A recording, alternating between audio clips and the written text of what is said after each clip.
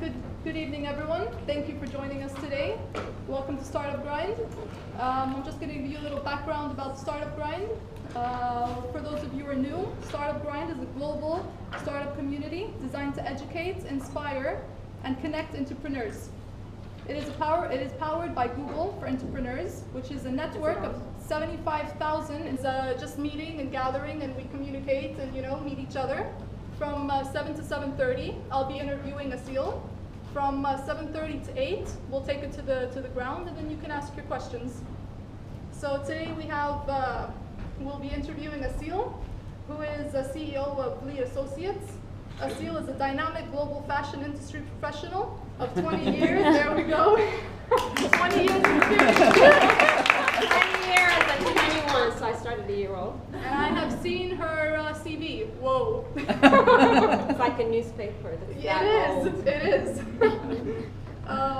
Who's a dynamic global fashion industry professional of 20 years experience with exceptional expertise in strategic leadership, financial business management, creative brand building, commercial retailing, and in-depth expertise in brand equity and relations.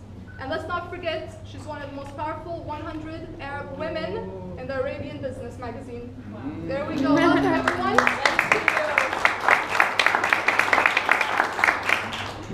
Assalamu alaikum. Good evening. How's everybody doing? All right? Very good. I'm delighted I have more than 2 people in the audience. I was very scared. Half of them are my friends and family, but it's all good. And support from your husband, which is amazing. Always support from my husband. Beautiful. Yes. Round of applause for my hubby, who has to deal with this. God help him. Yes. So, Nice to meet you. Good to meet you. Thank Thank you you for for joining having us. It is amazing. Thank you, Philip. Where's Philip? There we are. Yeah. Okay. All right, so tell us. What do you want to tell you? Tell us from the start, from Oh, A. God. Where did it start? How did you get into this? What got you into it? Okay. It started many, many moons ago. Actually, I graduated in interior design about 102 years ago.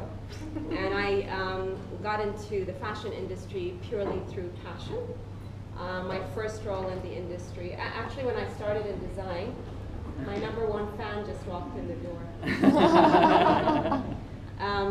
When I started out all those years ago, it was more on the interior design, and I guess in the 90s everything sort of merged from interiors into fashion. It was all about lifestyle, so I did a lot of work with Ian Schrager. I don't know if you know the group of hotels. They do all these boutique hotels in the 90s, and I did a lot of work with Armani Casa at the time, and Catherine Memmi, and all of these brands that merged both home and fashion into one, and the industry is quite small, so I was very privileged to land myself a role with Harrods at the time. Oh, wow. And working with one of my favorite and inspirational people, actually, who has really influenced my career, was Mohammed Al-Fayed. This was in the early 90s, and it was very interesting when I joined Harrods because the perception of Harrods is it's the one store in the world, it's glamorous, it's the one destination, and Mohammed Al-Fayed was a very eccentric man with a great vision and very much a hands-on leader, and he's really the one who taught me and set me off on my path. And the interesting journey being at Harrods at the time is because it's one store, it was a corporate, however it was very much centralized and everything happened in the one space. So all of the managers and the business managers had ownership, so they taught you ownership, they taught you autonomy, they taught you responsibility, and because as a buying manager, that was my role there, they taught you that every penny you spent had to have return. You had to be on the floor. I didn't sit in an office. I had an office, but everything that I did directly affected the shop floor, so I was always in touch with my team. But the one profound thing that Muhammad taught us was that every day he would walk the floors, and it was 5 floors, and I don't know, maybe 500,000 square meters of space, colossal. Harrods is huge. And he would make it his point every day to meet his customers, meet his salespeople. He knew probably 80% of his staff's names, and he would, give sweets to the children, and he would really be integrated in his business. And so that's where my true career started, was with Harrods. And then from there, I was fortunate to land creative and brand director roles for big companies like Karen Millen in the UK, and then in Jigsaw and Whistles, and then working with startups and working with luxury labels. But I guess the journey started from Harrods particularly, which taught me a lot. And every one of the CEOs I had or chairmen, I was lucky to be in a position where I always worked closely with the chairman or business owner. So each one of the people I worked with really, I guess, left me with an impact and something that influenced me throughout my career. So that's where it all started. All right, amazing. Mm-hmm. Now, Harrods was in the UK, right? Yes. So the rest after Harrods, were you in different countries doing Yes. everything? Yes, after the UK, I was in Barcelona. All right. And my role in Barcelona was very interesting because it was actually a luxury startup, and it was an amazing project that was around 10 years ago, where we had 10 investors. They all came together from different industries, from Nokia, from Bloomingdale's. We had Matt Groening, who was the producer of The Simpsons. All different industries came together and put $1 million each, $10 million, and they had a vision to scout the world's best designers in accessories and invest in their talent, nurture it, mentor it, provide them a platform to grow. And the vision that he had 10 years ago, the CEO, was really incredible because there wasn't really anyone who was looking at new talent or creativity or innovation. So my role there was as creative and brand director, and my role was delivering on the vision of this entrepreneur. That was a very different experience because I had to deal with 10 very strong personalities. We had Marvin Traub, who has now passed away, but of course he was chairman of Bloomingdale's for 50 years, and so we had Marvin Traub and all these heavyweights that we would have to go in and obviously report on a very innovative business concept. It was the first of its kind in New York. So I was between New York and Barcelona. And then 8 years ago, I came out to Dubai. Dubai is where I'm from the Middle East. I am Iraqi and I have Persian and Indian mix. So 8 years ago is when I came out to what is now my home. All right. Yeah. Okay, that's very interesting. Now, jumping from, for example, the UK to London to Barcelona, from Harrods to Barcelona, did you take a chance, or did you know that you were It wasn't from Harrods going? to Barcelona. From It the was UK? from Jigsaw, from another brand to Barcelona. But the UK Correct. to Yeah, exactly. From Barcelona. the UK to Now, taking that jump, did you actually know what you were going to, or did you just take a Oh chance? God, I don't know ever what I'm going to. I've never done anything planned.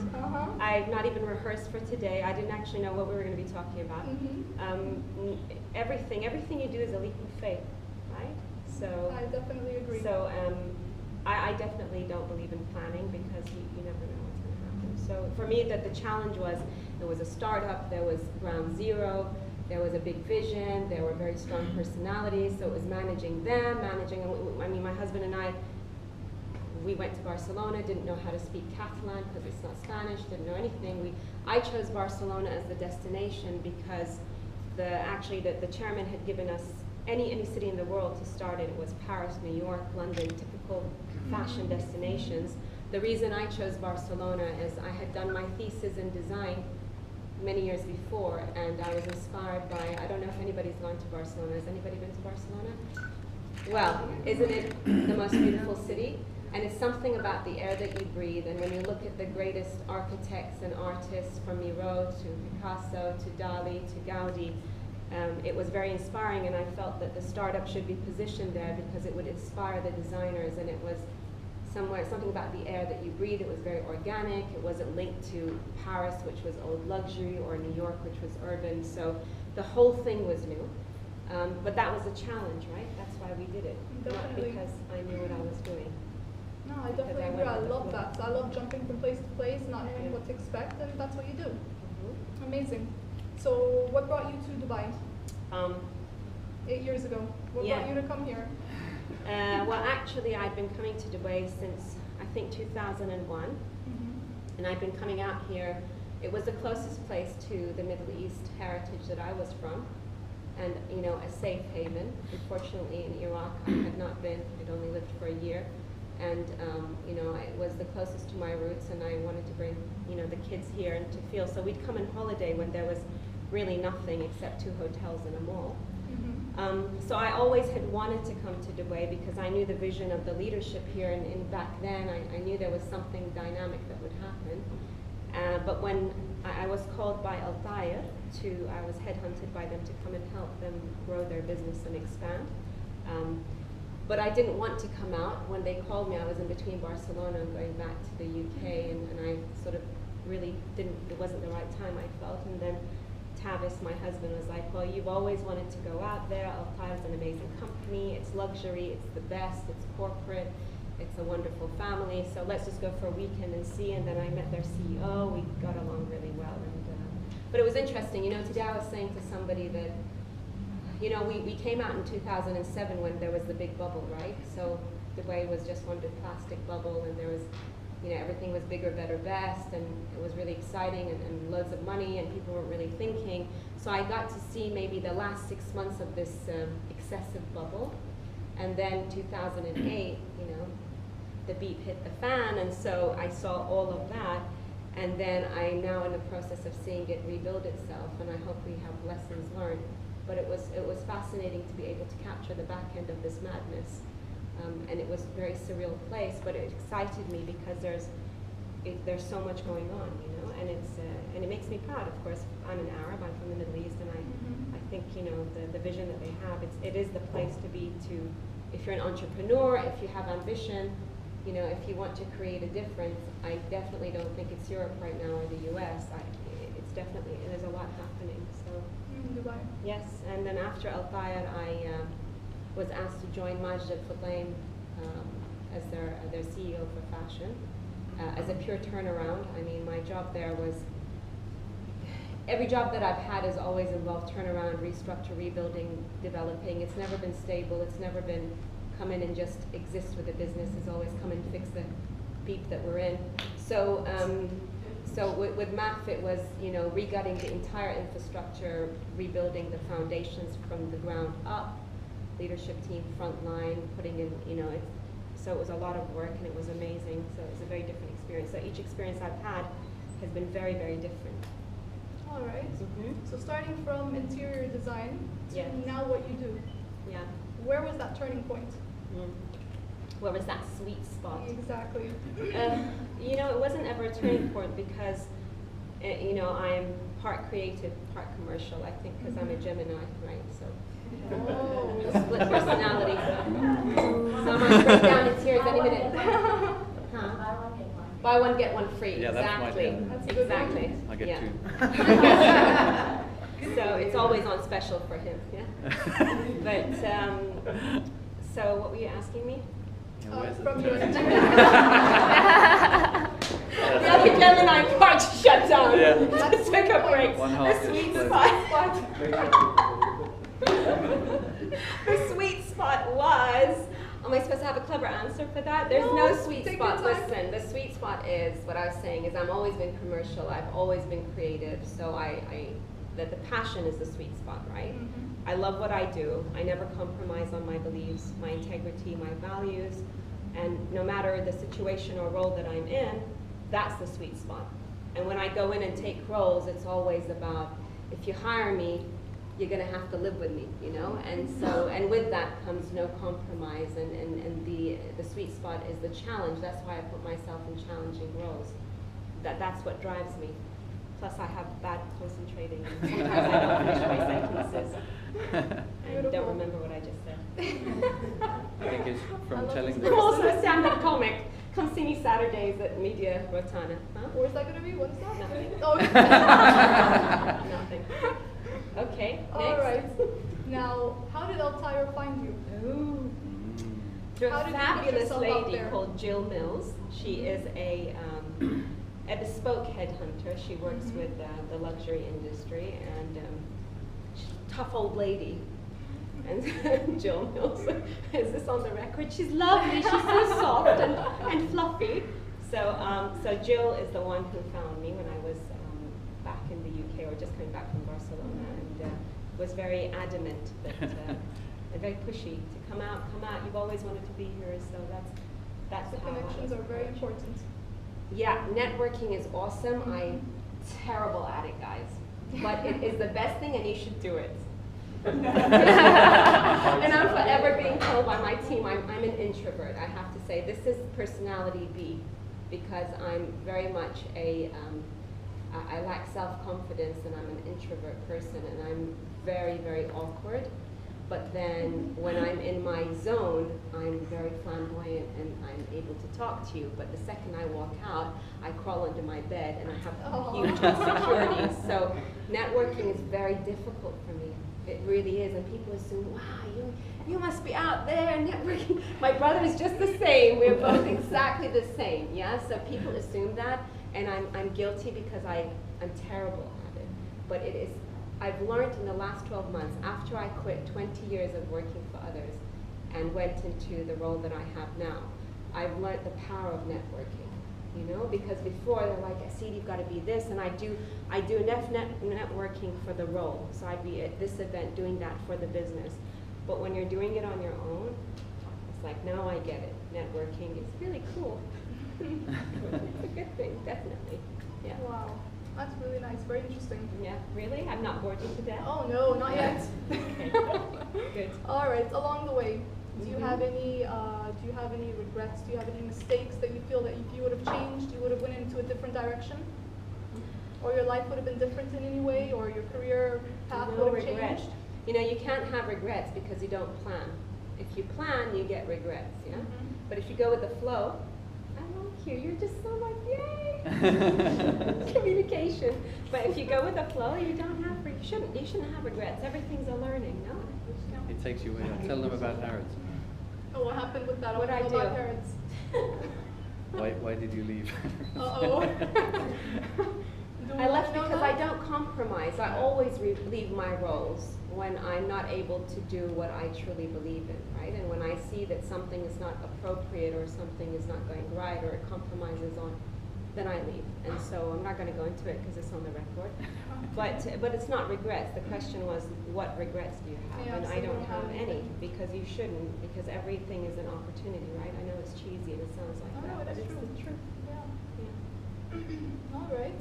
At a younger age, did you always envision that you would have your own You're business? saying I'm old, huh? Oh, no, You're let's saying say I'm younger. old? Let's say younger. Okay, yes, Young can be any age. Yes, as young as you feel. Exactly. Okay, all right, yeah. Did you always see that you would be doing this? Did you see that you would be here? Did you always want to have your own business, your Oh own God, startup? yes. Absolutely. So it's a passion at a young age. As a kiddo. As a little kid, you know, I had the most inspirational person in the world who taught me, you know, the entrepreneurial way and the values of not compromising on your belief, and that was my father, Allah yarhamu, God rest his soul. And he truly, and my mother, who's still with us, alhamdulillah. But you know, what my father was an amazing man. Actually, Dad was a pioneer for solar energy, and you know, in the 70s, when one of a few handful of people in the world who had this vision of solar energy, and even now it's a hard sell, you know. But we as kids always saw Dad, you know, whether he was doing talks or whether he was inspiring others, that absolutely love what you do, never compromise, and you know, he was an entrepreneur. He hated working for others, always worked for himself. The one thing he did teach us, one of the many things, was not to retire at a young age, because the minute he retired, at 43, he had 4 heart attacks, 3 strokes, and a horrendous, you know, so you kind of have to keep going. That's, you know, I guess if you were asking my father what regrets, maybe he would have said I should have not have retired at a young age, because he always, it does keep you going and it keeps you, you know, but he was the inspiration, you know, he was an entrepreneur.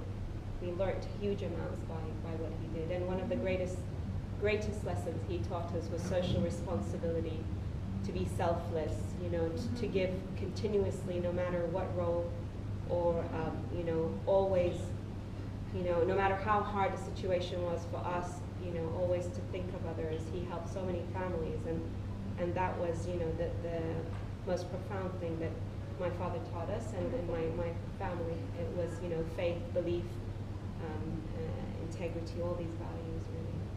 Yeah. You see, I get very serious when I talk about my father. Yeah. No jokes there, yeah. Oh, well, bless him. He seems like a great man. Allah yarhamu. All right, so since you have your own startup business and you started everything, now do you feel that it takes up a lot of your time compared to how you used to be? Now I'm gonna really open up. Yeah, oh my God. I can skip the question, but yeah, it's like balance. Yeah. Well, Balance? no. Balance, I mean, you know, what's that? I think he does. Yeah, balance. Well, first and foremost, on a serious note, really, I mean, how I balance is, you know, in the morning. So this is how my daily routine goes, right? So I'll wake up in the morning. I never start my day before 11:30. I'm a horrible morning person, but I work all through the night. My day starts with 2 hours where I, without any question, have to pray, have to read Quran, have to sit peacefully for my 2 hours uninterrupted. That's my ritual. When I'm done with that, then I will start my day because that's my sanity. I also surround myself with amazing people. You know, my team are tight. They're emotionally engaged. They're the best, not from just experience, but the best human beings you could ever find. And that's what my balance is. Of course, my family. But, you know, because when you're an entrepreneur, when you're starting up, there is no balance. Like, we never sleep. You know, it's tough. We're always broke. You know, people think we're loaded, we're minted, we're walking around, you know, pimping our ride or whatever. And it's not like that, guys. It's like today I was like, Tavis, we need to sell our car. It's tough. It's tough, you know, because you're used to a cushy job and you're not thinking, and suddenly you're like eating beans on toast, you've not paid your mortgage, you're avoiding the bank, and it's really hard. So maintaining sanity is by having amazing people around you, you know, and it's not easy. It's a really big commitment. But you have to have the drive and the tenacity, and you have to believe, right? I mean, and I say to, you know, my team and my family, like, unless you're on the edge and you're feeling it, then it means nothing. If I started it and the whole world came to me and we were like advising this and taking on these big, then I wouldn't have felt it much. But I'm feeling it. And so it's sweeter than ever when you get it. You're like, yes, I've earned this, because Yes. it's not easy. No. Definitely. Yeah. All right. Now tell us I've how exhausted long. her. Oh, no. All right. I'd love to know more about startup. Yes. Yeah, that's what I was fixing to ask right now. Yeah. How long did it take you to start up? What was the process of your startup? Yeah. Well, I guess in the back of my mind, my startup has been with me for 20 years, right? It's always been, because it's something that it was my objective.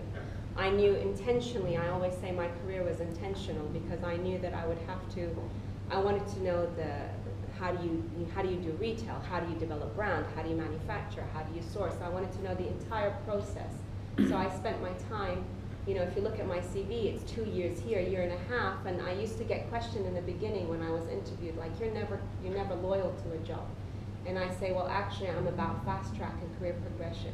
My 1.5 years is equivalent to 10 years of somebody else, so put me in the role and you'll see. But it was always like, I'm going to finish this, so I learned this, finish that, to get to the point where I felt, now I can go and advise, and I'm an expert in this and that, and have the skill set.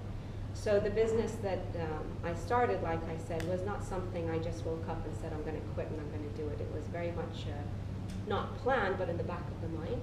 I thought it was an opportunistic time to do it now, because I felt that I had, I guess, the whole rounded experience in my career of what I wanted to do.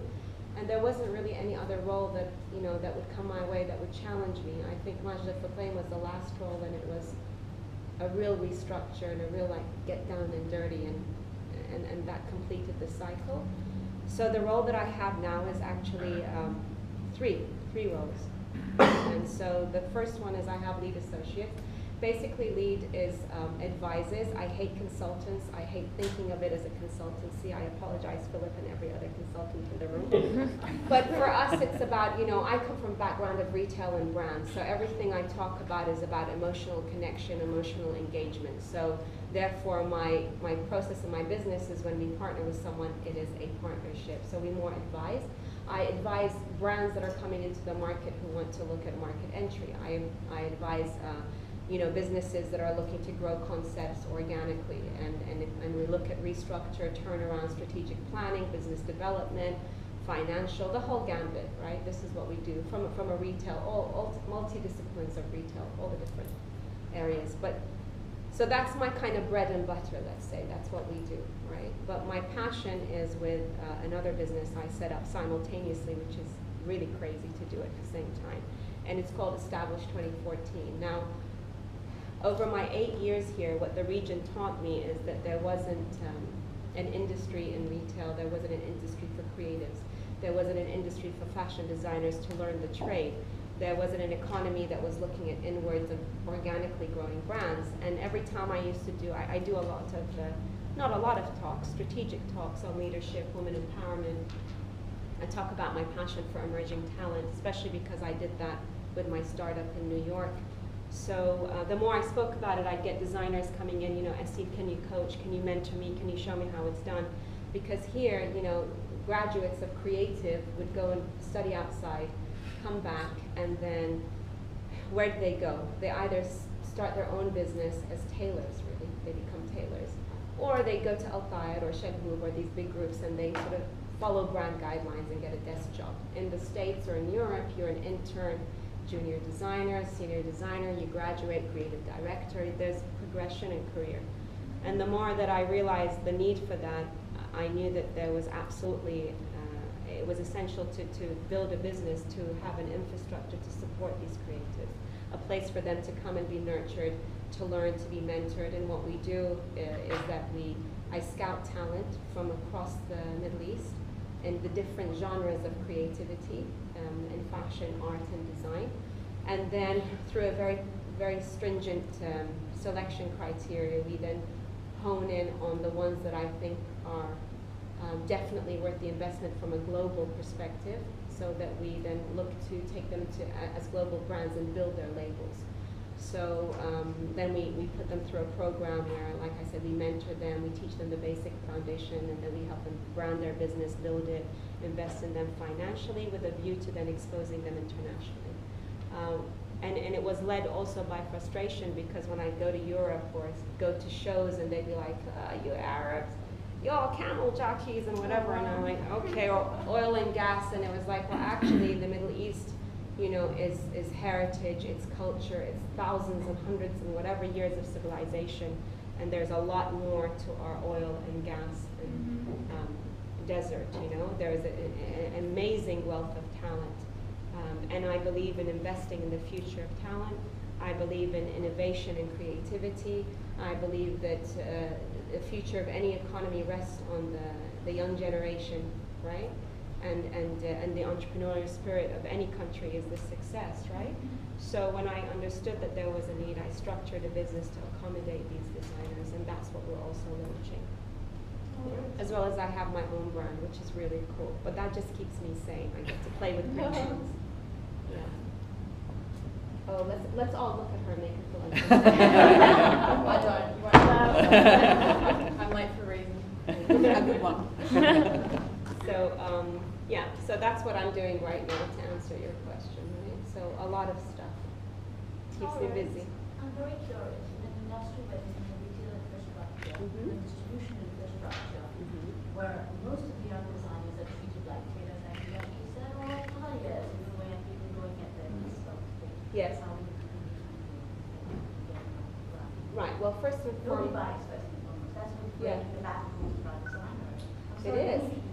I did creative studies for most of the region, and I had creative studies for government. wonderful. So I do it as a CSR. Yes. I'm not a professional, I'm a media professional, I have nothing to do with this. So as of my husband's CSR, I get Lovely. economies. D3 is a product of all our right and banging the doors to governments. Yes. For governments for many, many years. Yes. So I've been with the initial D3 team on strategy. Yes.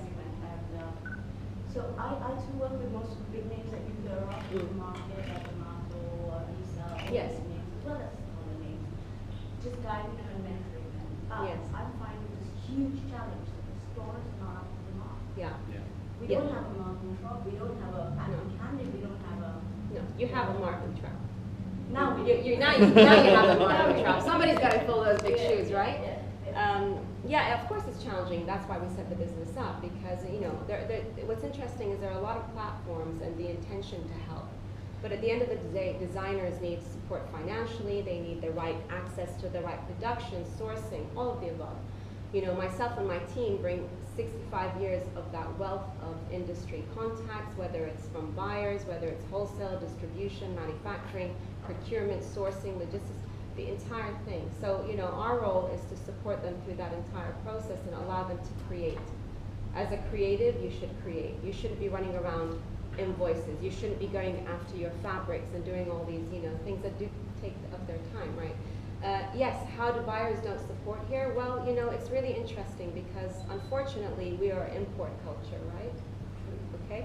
And also, as typical emerging markets are, you know, you start with franchise, you're importing, you're, you know. There's governments behind Yeah. those markets, that they have to have X amount, and this Yes. is what we've been talking about, governments. Yes, yes. But what I'm saying is, you know, here we also follow, we very rarely lead, right? So for us, our vision is if we are able to, you know, for me, I'm looking for my next Galliano, my next McLean. And we're very particular as the designers because it's a 5 to 10 year investment. In that process, my dependency is not just on the region, right? My network is absolutely international. So in their 5 to 10 year business plans, we look at wholesale doors that are in Asia, that are in Europe, and the US, a huge market. And what I did for 12 months is I put all the ducks in a row. So I made sure that there was buy-in from my advisors, my contacts in the US and Europe, buyers internationally, to believe in the project and fully back it, number one. Number two is the designers that I have are super, super creative and talented. They're not the run-of-the-mill or the names maybe that you know. They're the creative geniuses that are quiet, yeah? And then also, once we prove that they are successful, unfortunately, sometimes you have to go outwards to go inwards, right? That's without, and so, you know, my dependency isn't getting Saks here or Bloomingdale's here or Harvey Nichols or a handful of few buyers to believe. My success depends on the world, right? And the world recognizing the strength of our Middle Eastern talents. That's my vision. And it just doesn't rest on ASIL, right? This is not the one example. We have so many. But if I take my Hussein Bazaz or Rabi Azir or Aisha Ramadan or whoever, and in Paris celebrate them, and, yeah. So once Paris is behind them, and once Europe or the US is behind them, then for sure they're going to be getting the recognition. And also, in fairness, you know, the landscape is changing.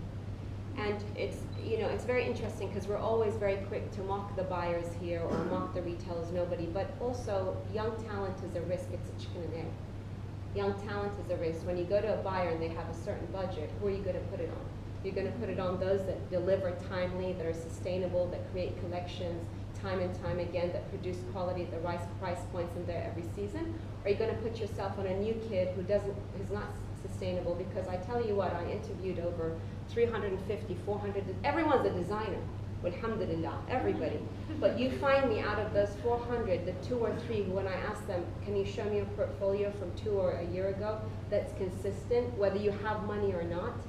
There's consistency, you have seasonality, you understand the game, and that's part of the process. So on one side, the buyers don't invest because sometimes they're ignorant, but on the other side, they need to invest in something sustainable.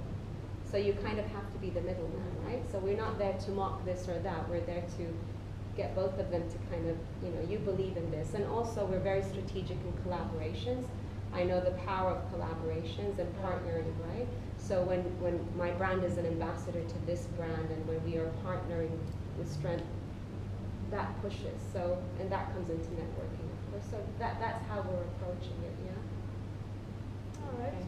You lost me there, but I got you. Yeah, I know. Totally, everybody's zoned out. People on their BlackBerry, like, yeah, whatever. Okay. All right, before we take it to the floor, I'm sure a lot of people have a lot of questions to ask you. Inshallah, I just it'd want be to ask awfully you embarrassing if you didn't.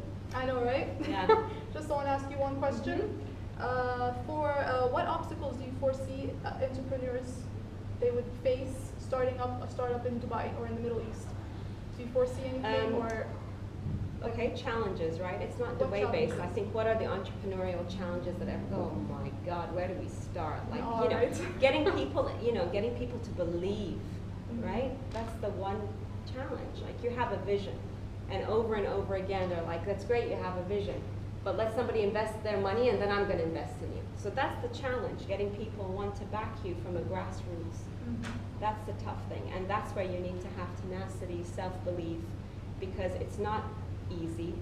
You know, as much as you're passionate because you live and breathe the idea and you're like, it's so Exactly. cool Doesn't and mean it's everyone good and else I'm will. going to put a button here and we're going to grow some beans and climb to the, you know, that's wonderful. But when you're talking, you know, that's what it's taught me. When you're talking to people, all they want to know is what's the return, what's their business plan, what is the financial, what does it look like, how's, you know, they're not passionate, number one.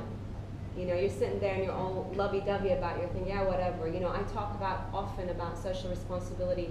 I want to create legacy. I want to build an investment, you know, an investment pool that's about social responsibility. And they're like, yeah, that's fluffy stuff. What does your numbers look like and how much money you're going to make me? That's the reality. So it's hard. It's not easy. There are many obstacles. But if you truly believe in what you're doing and you stick to that, then you will land yourself a golden goose. Exactly. Inshallah. Inshallah. If not, that's the last you'll ever see of me. All right. Does anyone have any questions they would like to ask? Yes. There we go. I'll introduce myself. Please. My name is Karim Sayoun. A little bit like you, started here, ended up in North America, the Caribbean, career in logistics, back in Dubai in 2008, which is Okay. home. It's been home since many years. Started a small fashion business, did a bit of design, I designed gym bags as well, kids' clothes with my mom. Cool. And we've distributed to the names you've mentioned Okay. for a while. Now that stopped because of reasons with the brand and so forth. I'd like your vision. I mean, I have a boutique in Jumeirah, in the very beginning of Jumeirah 1, isolated from everywhere, and I watch all these malls pop up. I'm seeing Al Wasl Road, you know, Galleria, if you know where that is. To the right, there's Al Wasl Vita. Then you have all the Miras project. We have Mall of the Emirates. We have Dubai Mall. Mall of the World. Mall of the World, which is not far from here. How do you see this vision? Because when I was distributing these brands, Yes. which was, I represented a New York denim designer, Yeah. an eccentric New York designer, and They all a are. group, two Haitian brothers that would design shirts in Miami. And I was going around knocking on doors. I did not find clients because it had to be either Harvey Nichols, Bloomingdale's, Boutique One. There are no boutiques in Dubai. It's either the big department stores or the monobrand stores. Yeah. There are no owner-run boutiques. There are very few of them, except maybe Sauce, Yes. and now a few more, especially for ladies. Mhm. So, what's your vision about retail? You talked Yes. about retail. I'd like to know, what do you see? You Yes. have an amazing experience. I'm very happy I came here. Tell us a little bit about your vision for the my vision for retail globally, Retail in Dubai. or my vision for retail regionally. Dubai. Yeah, my vision for retail in Dubai is, I think, as everything is a cycle, right? So there was a point where, you know, Majd Al Futtaim malls and the, you know, Dubai Mall and these bigger, better, best malls that come in and they, you know, they're exciting, they're attraction. But when you look at the performance of these malls, then typically you'll find, especially in a mall like Dubai Mall, it's always about F&B or the tourist attraction or the anchors. It's very targeted on tourism. So now how much is that making profit for the brands that are in there is to be questioned. My belief in retail is that it will go back to community malls. I'm very much a believer in, you know, and I always talk about your demographic and your economy comes from your local meaning residing in this region. It's not just about your tourism, therefore, you know, and community malls provide an experience. Customers want an experience, they want intimacy, so as much as you have the big malls providing a different kind of experience, I think brand-wise, when it comes to ready-to-wear and apparel and this sort of thing, I think it's absolutely about community. It's about driving that point of difference. It's about having, and the success of a brand is not the location. You know, when I negotiate for brands, everybody wants to be in Dubai Mall. Everybody wants to be in the luxury zone. You go to the mall, they have a waiting list, but my belief is if you have the right brand and the right offer, you will become a destination. And then when you reference it to the big brands that are destinations, that's true. So, you know, community malls provide a very intimate experience, and I think the people that are residing here want to have that experience. I personally hate going to Dubai Mall. If I'm going to buy something, I'm not going to sit in a car for an hour and a half, look for a space, walk for 10 miles to get it. You know, I want to go somewhere that provides me with what I need from me in an environment that I want. And the biggest thing that Majd Al Futtaim did that was wrong is that they, you know, and I'll give you that example just to prove a point. You know, when they rezoned their mall and they killed off Rodeo Drive and they did the new luxury extension, that was probably the worst thing they could have ever done, because what that did is take away that intimate experience from the private customers who used to come to Rodeo, park their car, go up, shop privately, come back. They now put them in a central place where they're mingling with everybody else. You know, a consumer, especially for luxury, has special buying habits. They don't want to sit there and flaunt their wealth. They want to sit privately, be serviced, finish, and leave. You put me in a place where I enter through a car park, I'm sitting around with someone in hot pants, spending my money, what I'm trying to do privately with, especially here. You know, cultural sensitivity is incredibly important and undermined by a lot. So from a retail perspective, I think we have to focus inwards, not just from brands organically, but we have to look at our customer. Our wealth and what sustained our economy collapse here was the wealth of the local demographic, right? It was our spending power, and that comes from community. So if you have a brand, and I agree, there are not enough multi-brand stores, and actually in our business model, we're looking to open multi-brand, because that should be the vision, to be, you know, influencing and creating these organic, homegrown experiences. But I wouldn't be looking, and for example, Mall of the World, I'm not going to go look to sign all my brands there. I really don't. I love the Miras developments. I think, you know, and the beach is a wonderful example, and I think people want that experience. They're going back to that, you know, and I have all the figures, and I'm telling you, it's about footfall is driven in the big malls from a tourism. It's not from the real spending, right? Thank you. I have one second question. It's to do with brand positioning. And I'll let everybody else, and I won't take up the whole time. But, you know, brand positioning. I consider the brands that I carry to be luxury. When you're selling a pair of denim, you know, around 1,000 dirhams, or a shirt for around 800 dirhams, it's luxury. But we got stuck between the Hermes, let's say, and the Zara. This is where, and I feel that I've run a factory making T-shirts for Hanes in Haiti. Yeah. You know, I've seen mass market. I've worked with JCPenney and so forth at the manufacturing level in Haiti. Now here I am. I'm in Dubai. I represent these fashion brands, small brands, and I feel lost between Zara, where almost every woman has a pair of Zara something, jeans or a top, and the top luxury, which is in Dubai is quite common. You'll see, you know, what do they say? The uniform is Louboutins, Hervé Léger, and Chanel. Yes. So. What do you see for these brands that are in the middle? But you're actually in the perfect place. Like in our business model, you know, what we're targeting is certainly not premium, and it's definitely not mass. Accessible luxury, or affordable luxury, is the place to be. And you know, Michael Silverstein, who wrote an amazing book, and you either trade up or trade down. Accessible luxury is absolutely the market. Now, what you're providing as an experience is where you have to lock in, right? Because price positioning, like I said, you know, if you have a lot of money, you're going to buy a shed load. And if you don't have, you're aspirational. That's why it's successful. That's why when you look at brands like Michael Kors and Tory Burch and all of those, they're aspirational because everyone aspires and can afford it. So that's the beautiful place to be. The difference is you have to look at, is it niche? Does it create an experience? Can you emotionally engage and provide a total brand? You know, and what is luxury? Actually, in essence, when you look at luxury now, it's no more the luxury we know. Louis Vuitton is no more a luxury brand. That's like Carrefour. That's mass market in our books. Luxury is having an experience, a uniqueness, a sense of difference, all of the above. So you have to look, I mean, I don't know your brand and I don't know how it's run, but you know, luxury or accessible luxury is about your store teams, it's about the environment, it's about the smell, the senses, all of that. That's what makes you buy 1,000. You know, look at Starbucks, right? Who the hell? $10 a cup? That's it, because an experience. So that's what you probably have to look at. And if you open in a corner, that they will come to you, huh? If you provide, if you tick off on all of these points. Yes, you're welcome.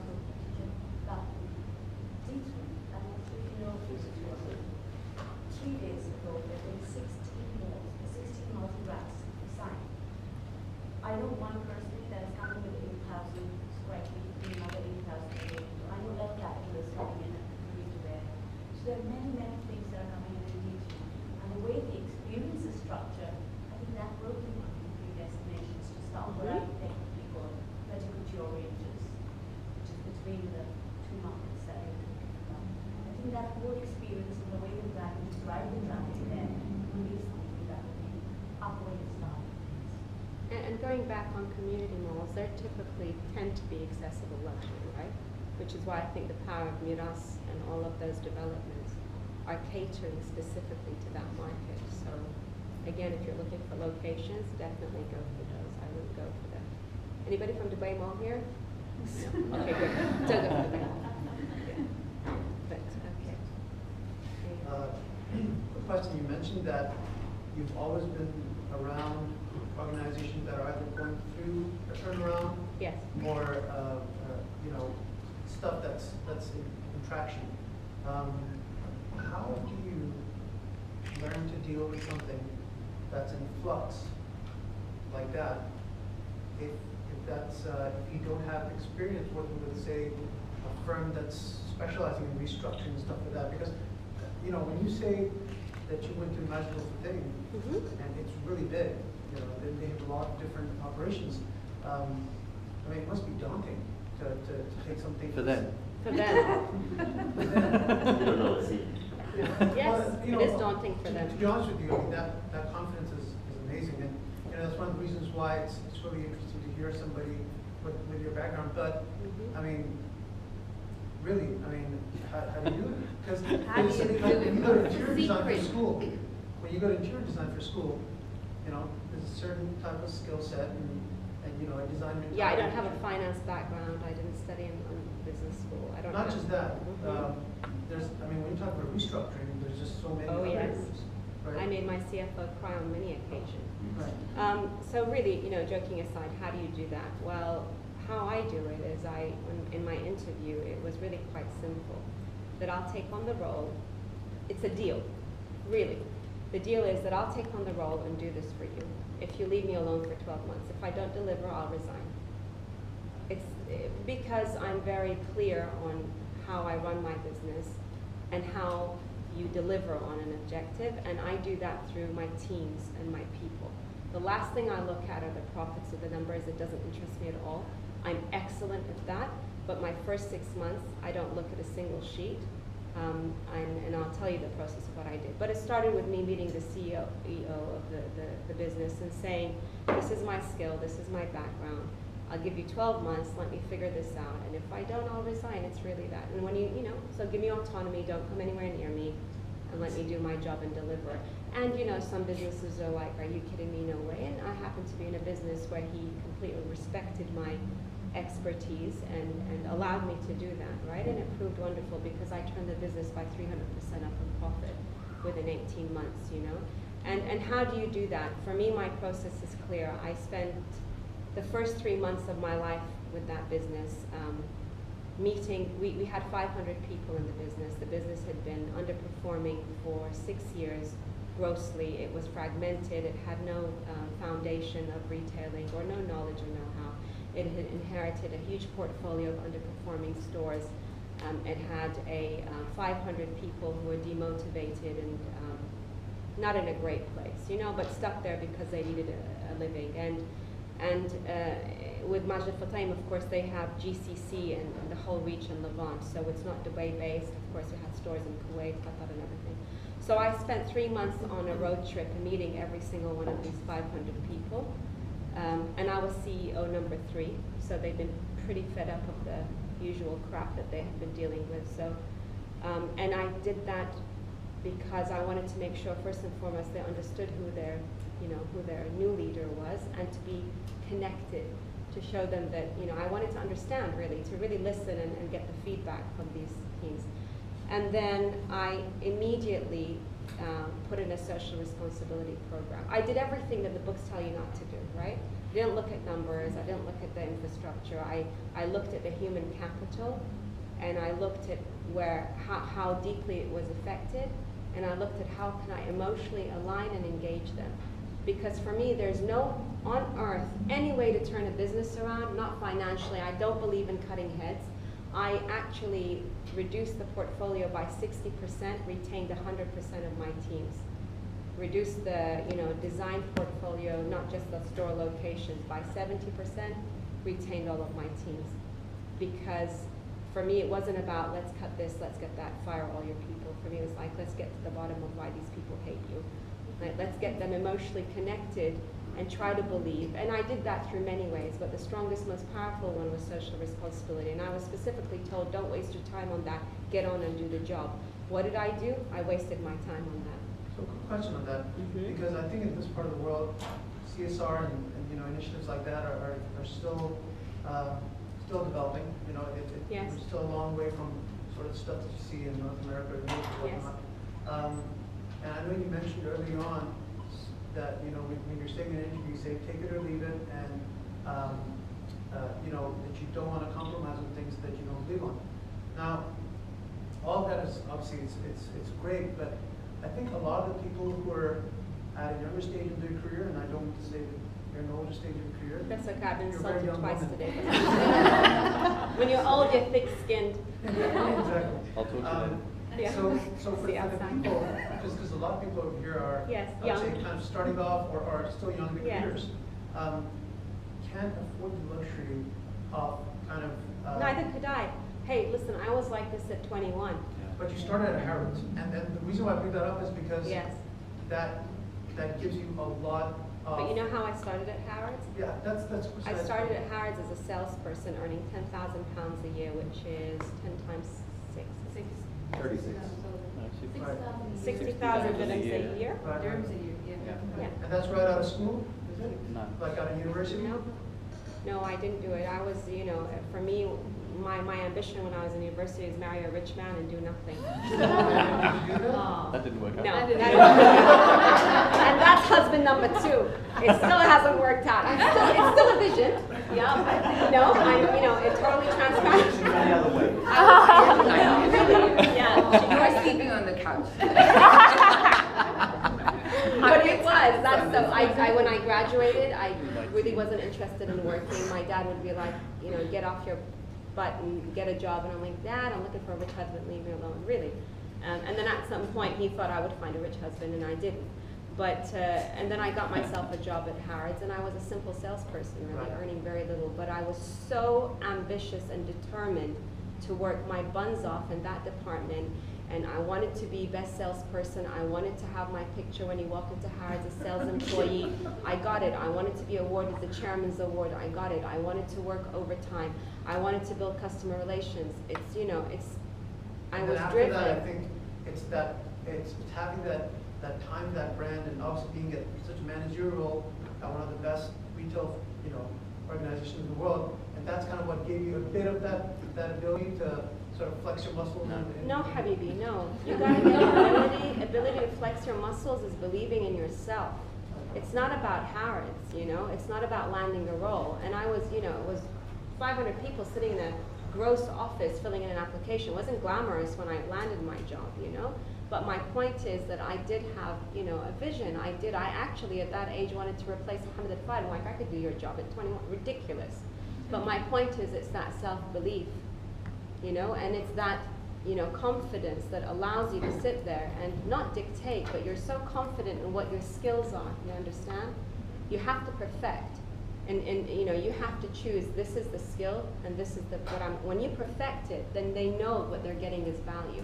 And I, you know, as I toured with my manager as a stupid little kid and told her I'm going to be the best salesperson, she truly believed in that, and then I evidenced it, and I had to work hard. My career wasn't, you know, lovely and luxurious and I made it to the top and I'm so wonderful. Every single role I worked hard for. Going back to your question, if it was daunting at Majid Al-Futtaim, 7 CEOs in a big group, all men, every single one of them would open a door and pull a chair for me because they knew I was a female and I wanted that respect. But they also knew that when it came to a board meeting, that there was absolutely, you know, it's definitely not a boys' playground, and I definitely had a role to play. But that comes from your confidence. They respected me. You know, I do a lot of talks on women in leadership, and all these women do is moan. It's like a cackling group of blah, blah, blah, men this and men that. And I'm always saying, you know, stop moaning.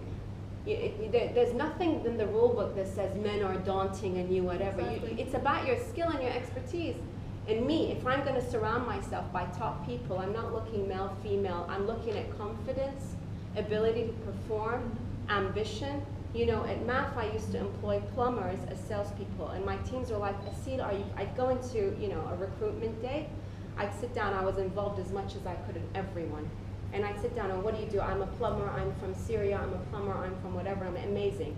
You're ambitious, you want to learn. I don't care if you come from Gucci, Fendi, Prada. I don't want that. If you're ambitious and you're tenacious and you want to learn, hire them. And they used to be like, God, please, you're killing us. Stop hiring plumbers and car salespeople. And yeah, Because I think, well, you have ambition. I know when I'm going to invest in training, you want to learn. My LVMH guy who thinks he's all that is not interested.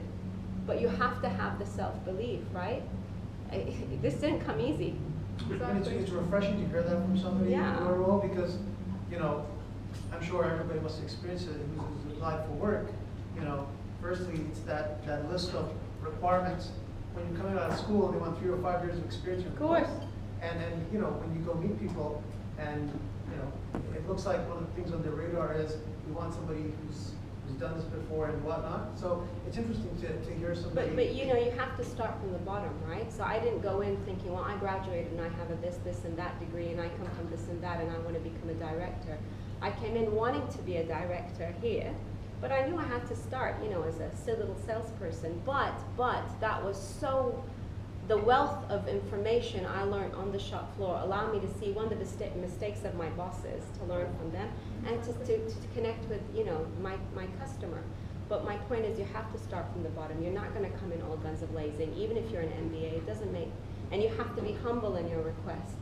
Well, I mean, you give chances to plumbers, so I gotta respect that, you know, because. But you have to be humble. You know, when you're going for an interview, Yeah. you know, you have to be sometimes willing to make a compromise. If you're not, you say, just give me a chance, and I'll take a half a salary. I'll do Right. this.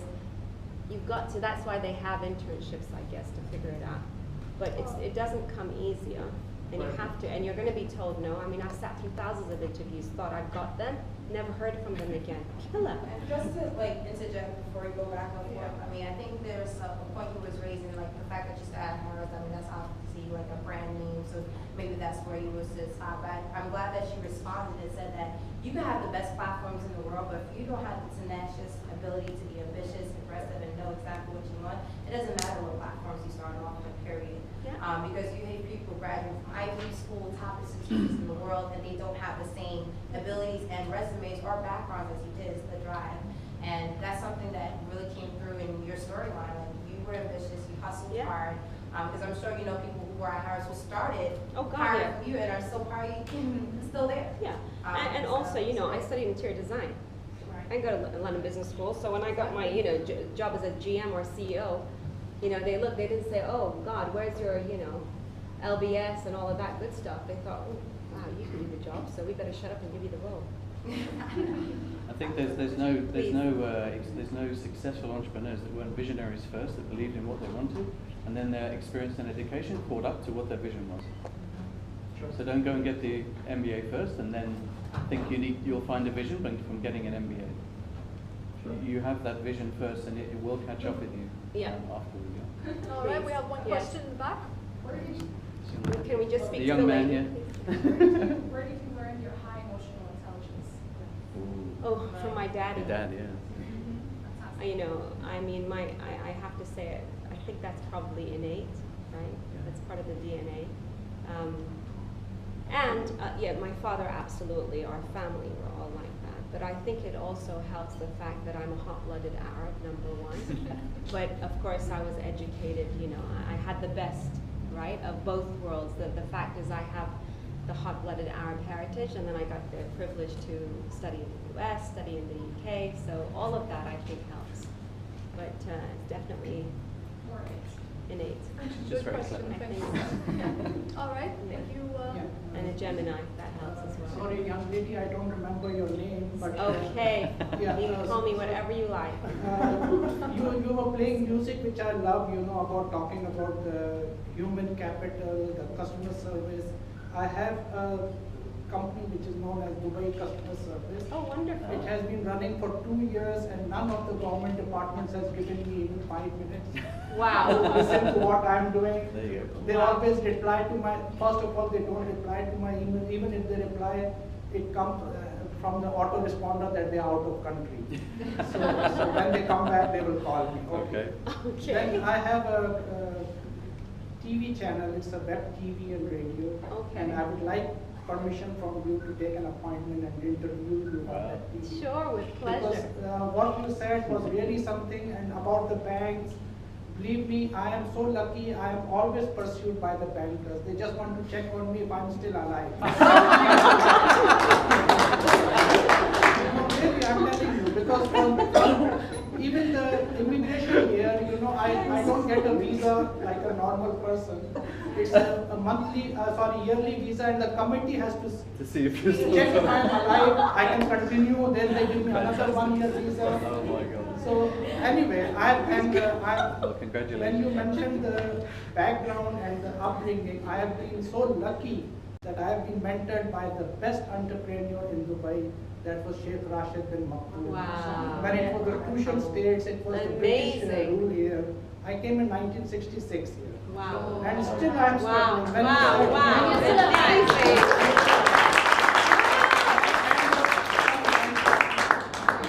Believe me, when I saw this yesterday only on the internet that this thing was startup grind, I thought it was a coffee shop or something. I'm so glad you're here. And by the That's way, amazing. when you mentioned Starbucks 10 dirhams, do you know this tea cost me 10 dirhams? And I was going to ask him for a tissue, then I changed my mind. I said, Charge you. Right. You don't, Oh so my I'll make God. and that too in a Amazing. college. How can these students afford? But I know they are from well-off parents. And they're in Dubai, that's it. Yeah. No, I love what you were saying. And no, believe me, ma'am. I will call you ma'am because out of respect, ASIL. not because Thank of you. this thing. Believe me, what you have been saying, and then you also gave us hope. You know, you said this is husband number second. We should do it. I love it. Saturday, Media Rotana. Yeah. So I won't take a lot of your time, please. And I'm from the hospitality industry. As you said, you have to learn from the bottom. Yes. I left my father. He was a huge business. He had a lot of hotel properties in my country. And from college days, I was always inviting my friends and free food. And so Yes, he kicked yes. me out from there. Out of embarrassment, I came to Dubai. And you know, I am not an alcoholic. But the first job I got as a management trainee, they put me as a sommelier, serving wine and alcohol. Oh. I had to take that job, and after that, whichever job I used to get, they used to give me the wine store. All the liquor was in my hand because they thought I would not deplete the stock. So the hard work is there, and I like what you said. Thank Our you. minds are. I am a human reader. I read people.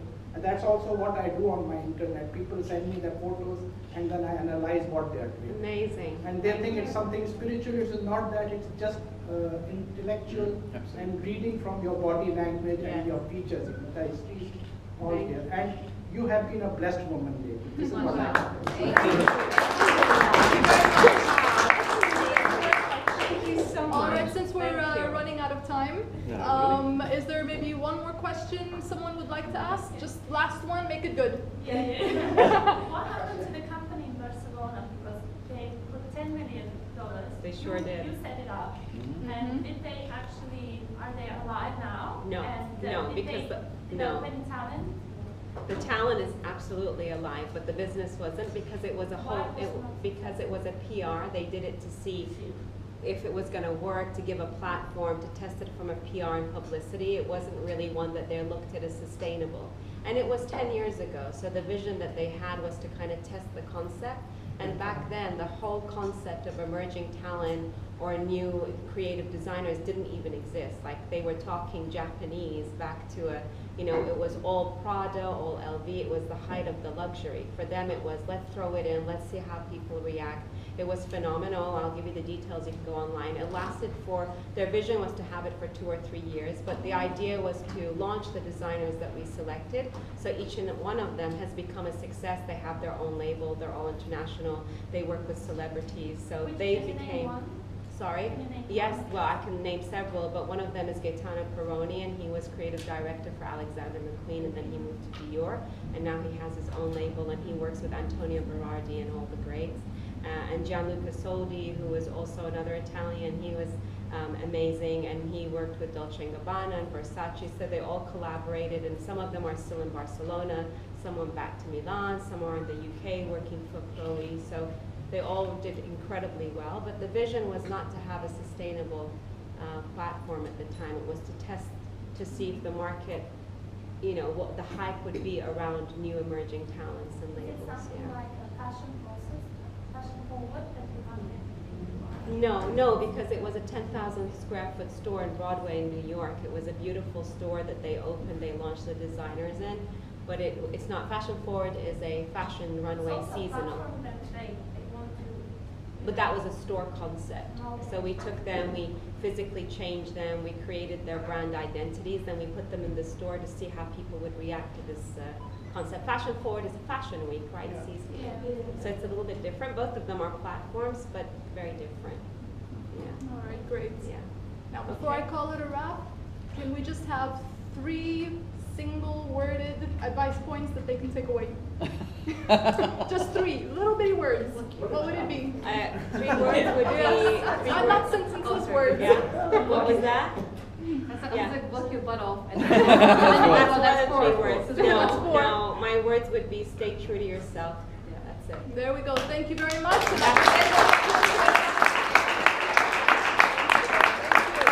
Amazing. You're Thank amazing. you so much. Now you can all attack her. Well done. I thought maybe It's always a done. daunting experience with her. And it's the first one, so Yeah. congratulations. Thank you very much.